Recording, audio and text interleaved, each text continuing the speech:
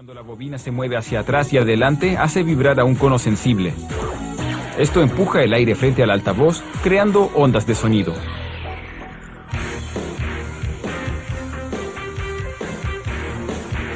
Los altavoces contienen al menos dos combinaciones de imán y conos, conocidos como controladores. Por lo general se localizan al interior de una caja llamada gabinete de altavoz. Para construir la estructura magnética interna, se cortan dos placas de hierro, cada una de 13 milímetros de grosor. Se ponen por separado en un torno. El torneado suaviza y alisa las superficies, eliminando las marcas que dejan las sierras. Luego cortan un pequeño agujero en el centro de una placa y uno más grande en el centro de la otra. Después cortan una pieza de hierro más pequeña y gruesa llamada núcleo y taladran un agujero a través de él. Aplican un pegamento epóxico ultra resistente al núcleo y a la placa trasera, la de agujero pequeño. Pegan y atornillan las piezas debido a que la adherencia debe ser fuerte para soportar la intensa atracción magnética.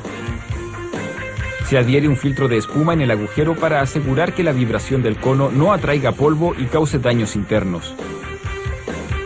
Ahora aplican pegamento en el extremo más angosto de lo que se conoce como cesta metálica, un marco de aluminio vaciado que sostiene la estructura magnética y el cono. Atornillan la placa frontal, la del agujero grande, sobre la superficie adherida. Luego pegan la parte inferior de la placa frontal con un lado de la ferrita, un aro cerámico hecho en base a polvo de hierro. Después de adherir la ferrita a la placa frontal, aplican pegamento al otro lado de la ferrita y giran la cesta por encima para fijar la placa trasera. El núcleo encaja en el agujero grande de la placa frontal. Insertan espaciadores metálicos mientras el pegamento se seca.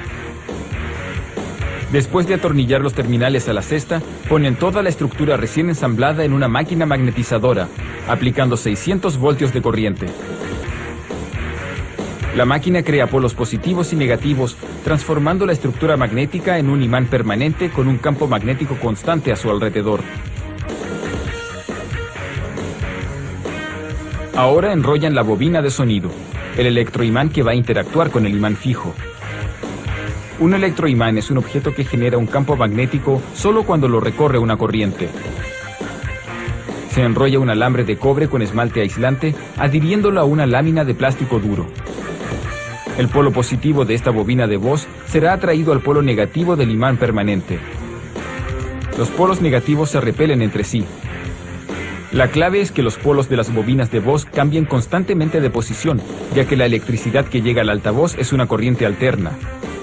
Esto significa que varía entre cargas positivas y negativas varias veces por segundo. Esto permite que los imanes se atraigan y repelan continuamente entre ellos, provocando que la bobina se mueva rápidamente hacia atrás y adelante. Eso es lo que hace vibrar al cono y produce ondas sonoras.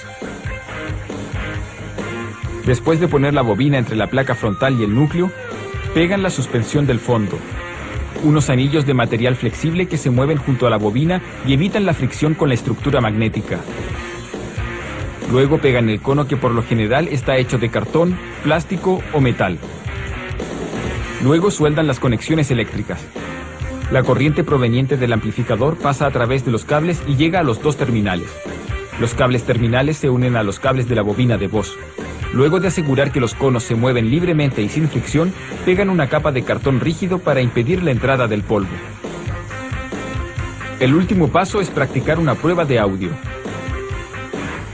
El altavoz se conecta a una máquina que transmite distintas frecuencias para asegurarse de que los movimientos de la bobina y el cono no se encuentren obstruidos.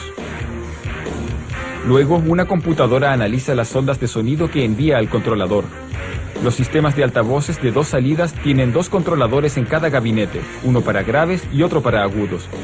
El de los graves posee un gran cono que vibra más lento para producir frecuencias bajas. El de los agudos tiene un cono pequeño que vibra rápidamente con las frecuencias altas. Los sistemas de tres salidas poseen un tercer controlador con un cono mediano para los rangos medios.